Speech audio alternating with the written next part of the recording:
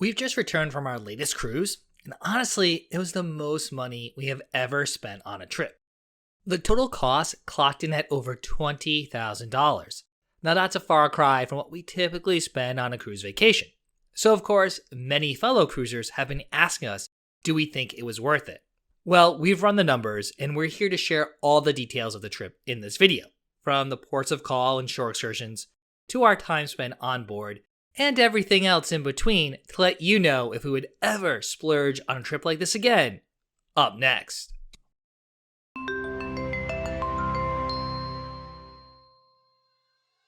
Welcome aboard, cruisers. I'm Don B from Eat, Sleep, Cruise. Now, those of you who might not be familiar with our channel, Heidi and I have been on over 75 cruises with 14 different cruise lines. And our goal of this channel is to help you do exactly the same thing so you can see the world one port at a time. Recently, we splurged on a bucket list cruise.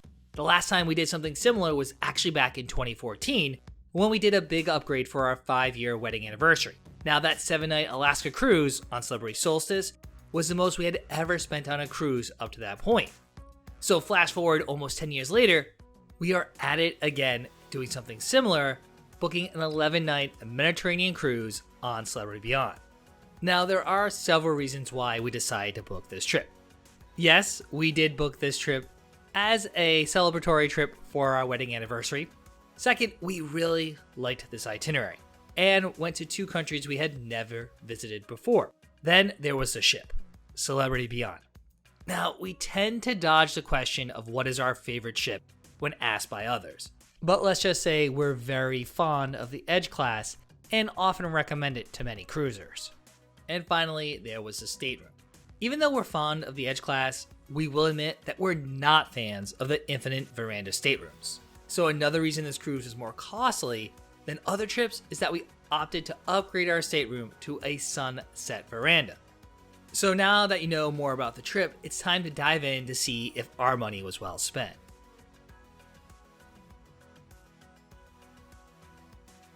This 11-night Celebrity Beyond cruise departed on a Monday, so it was an easy decision to extend the trip a few days on the front end. Also, given the flight schedules, we made the decision to extend the cruise an additional day on the back end. Now, if you know us, you know we did not squander that 2.5-3 days in Rome. We started with a short tour of the Borghese Art Gallery on that first day because we knew we would be jet lagged. It was actually the perfect introduction to the art and history of Rome. On that first full day, we did a guided walking tour in the morning to get our bearings straight and get to see some of the major highlights like the Trevi Fountain and the Pantheon. Later in the day, we did a guided tour of the Colosseum and the Roman Forum and Palatine Hill. Both our tour guides were great, and we're really glad we booked these ahead of time via Viator. While they were a little bit more money, we were able to skip the lines and get to see and do everything. Heck, we even met up with some friends who were just getting off a Mediterranean cruise for some al dente pasta the night before our cruise boarding day. Not to be outdone, the morning of our cruise embarkation day, we actually did an early morning skip the line tour of the Vatican, where we got to see some of the galleries, Sistine Chapel, and St. Peter's Basilica. So when we returned to Rome after our cruise, we were able to explore the city on our own, grab some gelato and pizza from some recommended restaurants, and get a good night's sleep before our early morning flight the next day.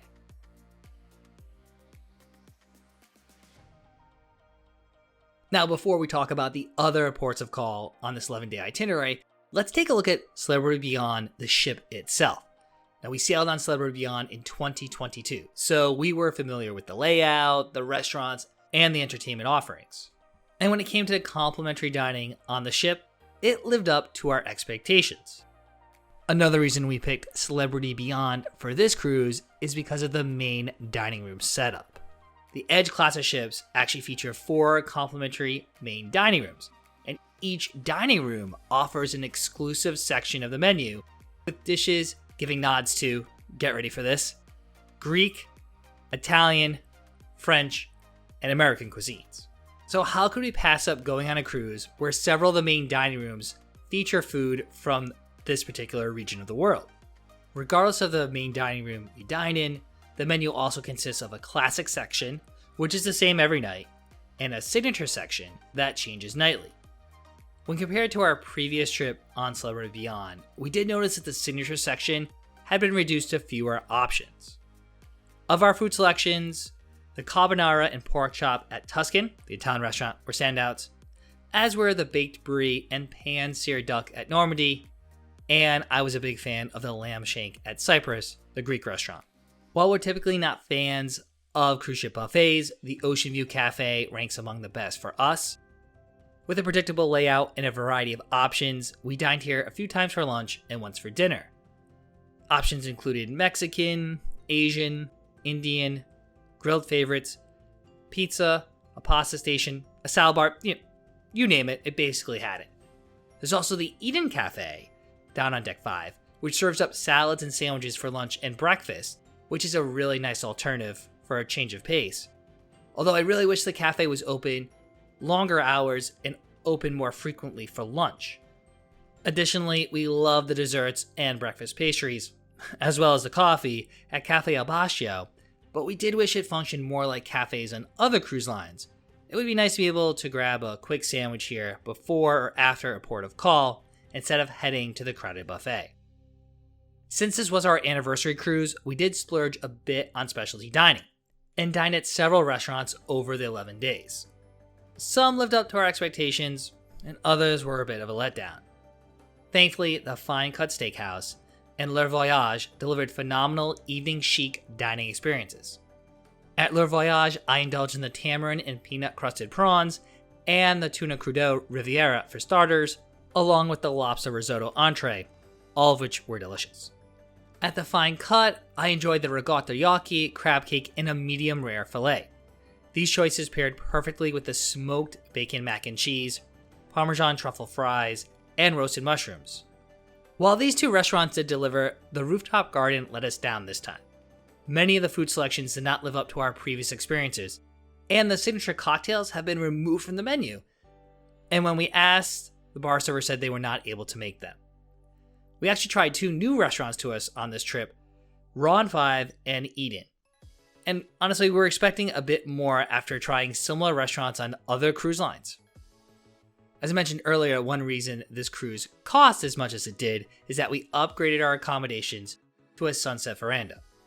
We stayed in cabin 11294, located completely on the starboard side.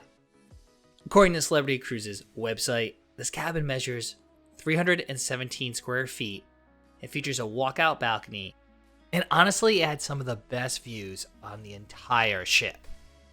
Upon entering the cabin, it's noticeably roomier than balcony staterooms on other cruise lines. The decor is trendy, sleek, and modern. The bathroom is also larger and more upscale than most cruise ship bathrooms. It features a larger glass-enclosed shower and marble finishes. The vanity and seating area are spacious as well. The vanity area consists of 3 large drawers for storage, an average-sized desk, plenty of counter space, and a charging station with 2 power outlets and 2 USB outlets. The sofa resembles more of a chaise, but was plenty big enough for 2 adults to sit comfortably. The closet was pretty average in size, with 2 half-length clothes bars, some drawers, and some shelves. The combination of this closet, along with the dresser drawers, some smaller hidden compartments adjacent to the closet, and our tried and true cabin hacks allowed us to comfortably unpack for our nearly 2-week voyage. And the king-size bed featured Celebrity Exhale bedding and a cashmere mattress. Needless to say, we never had any issues falling asleep after long days ashore. While the rest of the sunset veranda cabin felt like an upgrade, the real draw was the spacious aft-facing balcony. It featured 2 upright chairs, a small table, and plenty of space for admiring the views. We found ourselves using the balcony quite a bit during sail in and sail out of ports of call.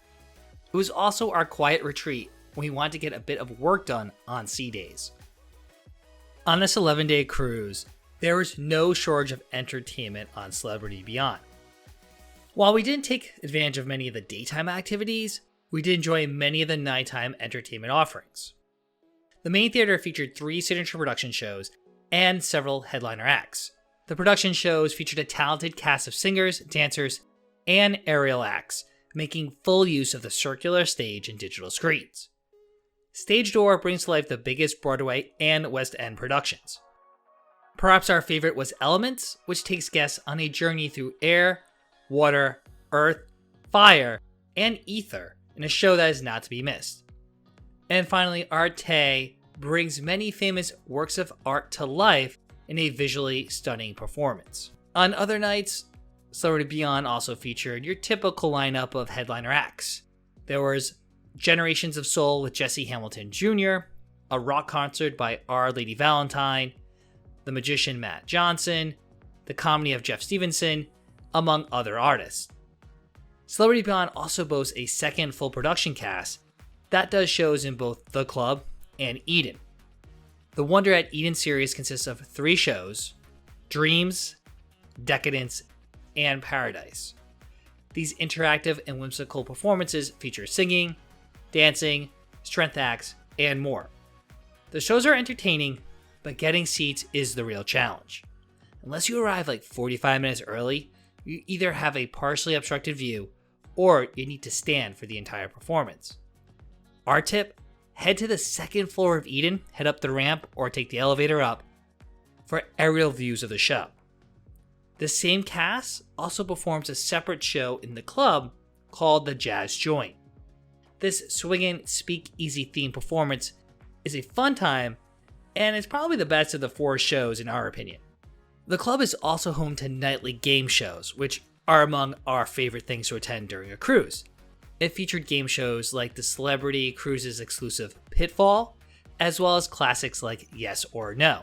Of course, throughout the ship there were live music and plenty of parties. There were several silent discos, as well as acoustic duos playing in Eden, as well as several different bands playing in the Grand Plaza next to the very popular Martini Bar.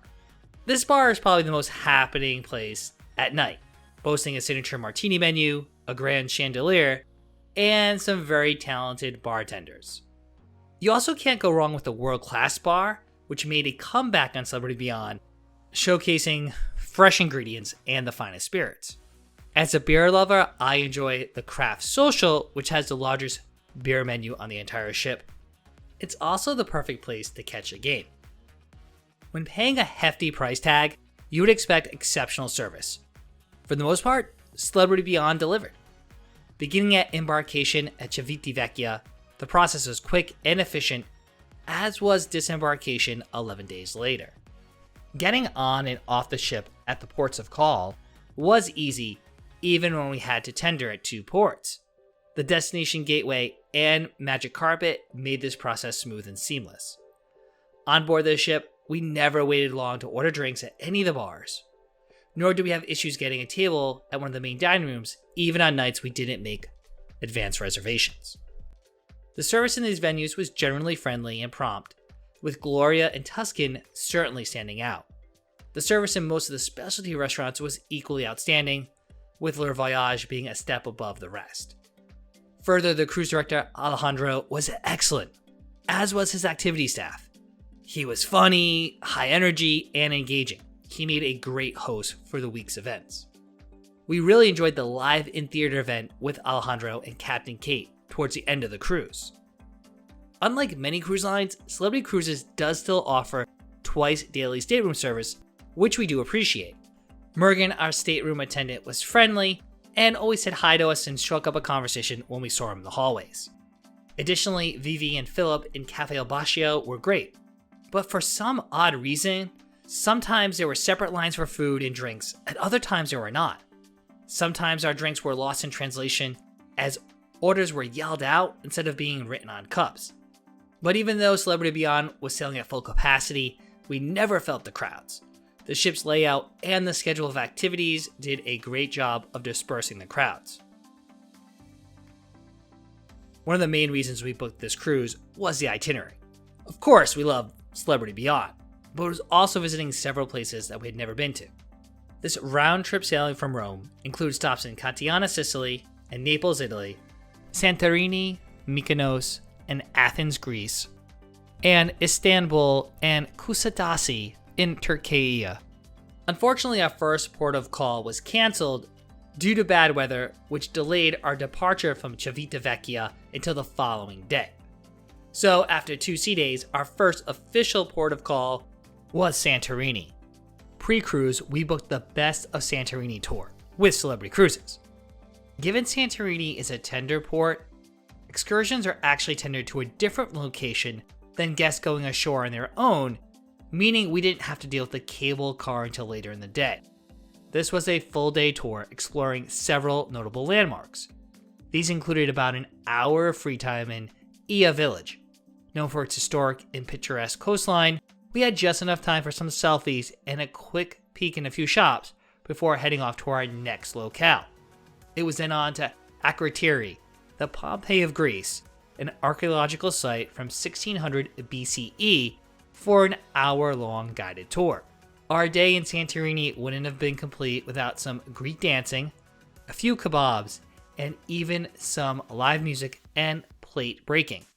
Our tour then dropped us off in Fiera, where we had some time to browse some shops, grab some gelato, and then had to wait about an hour for the few-minute ride down in the cable car.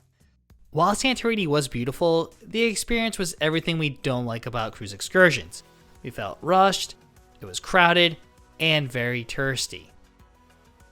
Luckily, our next port of call, Mykonos, was more of what we envisioned when we thought about spending a day in Greece. This was also a tender port, and we actually booked a private tour through Shore Excursions Group. So we wanted to make sure we got a pretty early tender so we could meet our tour, considering it wasn't through the cruise line.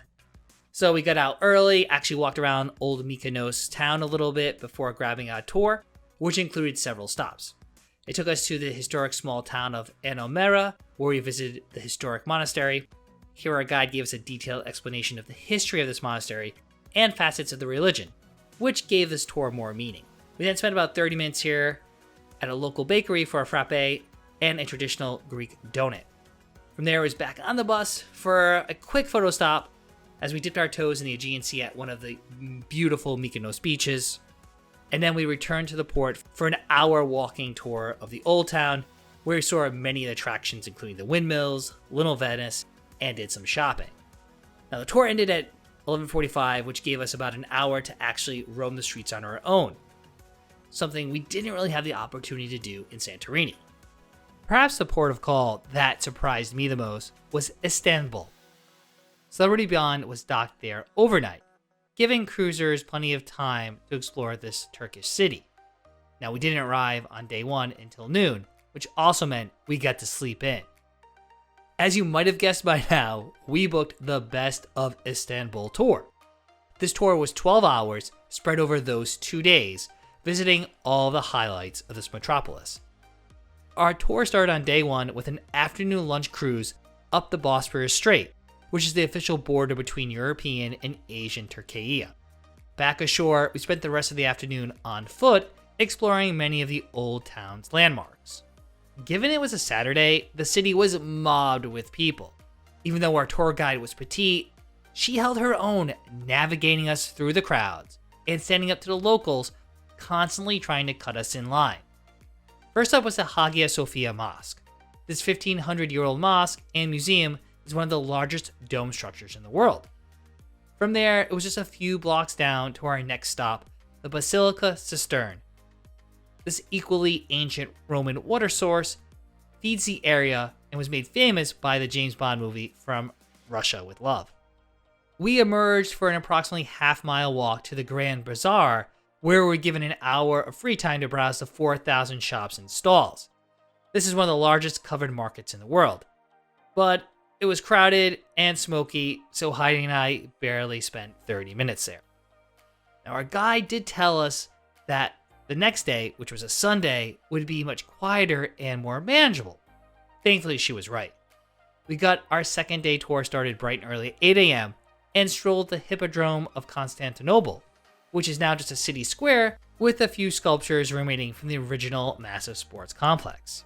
From here, we walked over to the Blue Mosque, which is across the park from the Hagia Sophia. Next on the agenda, we walked to the nearby Topkapi Palace. We were given a semi-guided tour of the first, second, and third courtyards, followed by some free time to explore on our own. and we rounded up our time in Istanbul with a carpet weaving demonstration. Now, I'm not sure what we were expecting, but this took place in a rather modern department store and was an approximately 30-minute presentation with some history, demonstration, and a big sales pitch. With that, our time in Istanbul had come to an end, and this 2-day tour was a great introduction to the city. Our second stop in Turkey on Celebrity Beyond was Kusadasi. Here we booked the exclusive Ephesus tour with Celebrity. This tour included a stop at the House of the Virgin Mary, which was about an hour drive from the cruise terminal. It also included an approximately 90-minute guided tour of the ancient city of Ephesus. We started at the second entrance and worked our way down the cobblestone streets until we got to the main attraction, the Library of Celsus. Considering all the ancient ruins we saw, Ephesus was probably our favorite. After visiting there, we were brought to a local restaurant for a rather lackluster, authentic Turkish lunch. And then we were supposed to go to another carpet weaving demonstration, but we were able to skip out on that presentation in lieu of just walking along the waterfront back to our ship. In Athens, you guessed it, we booked another tour with Celebrity Cruises named The Best of Athens. This tour included several stops. The first stop was about a 90-minute guided tour of the Acropolis, where we were able to see the main attractions of this ancient ruin. We were then given 30 minutes of free time to explore on our own, take some additional photos, explore the gift shops, and make a bathroom pit stop. We then got a mini bus tour of the city where we got to see the Olympic Stadium, the Temple of the Olympian Zeus, and Hadrian's Arch, before getting dropped off for a walking tour of Plaka, the shopping district. Our final stop was the National Archaeological Museum of Athens, where we had about an hour guided tour from our tour guide. Neither Heidi or I are big art buffs, but it is quite astonishing to see works of art and sculptures and different monuments that are literally 3,000 years old. It gives you a little bit different perspective. And while the museum was interesting, in hindsight, we probably should have just saved some money and some time and booked a tour of the Acropolis. After a relaxing sea day, we came to our final port of call, Naples, Italy. Which, leave it to us, meant that we booked the longest tour of our entire cruise, clocking in at over 9.5 hours, the Amalfi Coast by motor launch and Pompeii. While it was a long day, it was well worth it. The highlight was our famous tour guide Marco. He was full of energy, passion, and plenty of food talk. He really made the tour and kept us entertained throughout the day. As a native of Naples, he had a really deep connection to the region and the people. The tour started with a cruise of the Amalfi Coast, which we're glad we did a ferry tour and not one of the bus tours offered by the cruise line. We had about 90 minutes of mostly free time in Amalfi, where we strolled the streets, did some shopping, admired the architecture, and did some eating. Upon a recommendation from our tour guide, we purchased some limoncello, a pastry from Panza, lemon gelato, you name it, we ate it. Back to Salerno, where we grabbed our ferry, we had about an hour or so drive to Pompeii.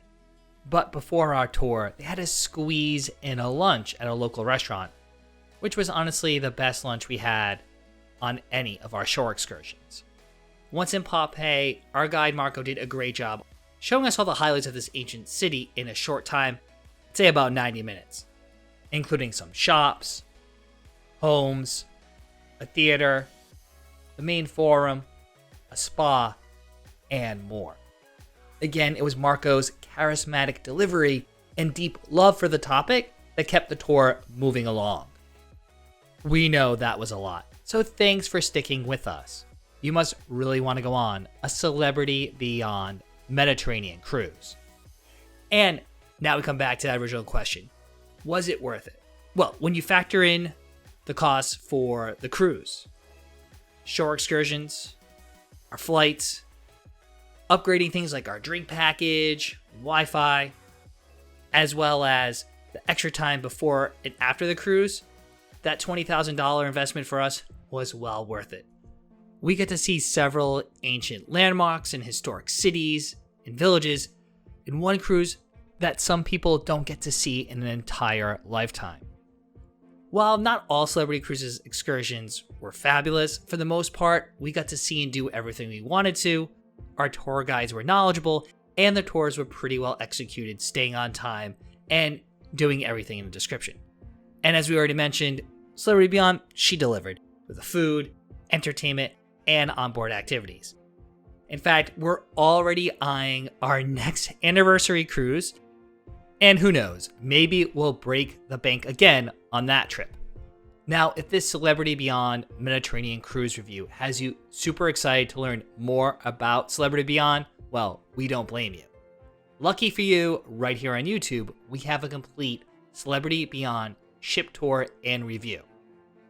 In that video, we go deck by deck, showcasing everything Celebrity Beyond has to offer, from all the dining venues, entertainment venues, onboard activities, and more. In that cruise ship tour and review, we cover everything to help you decide if Celebrity Beyond's right for your next cruise vacation.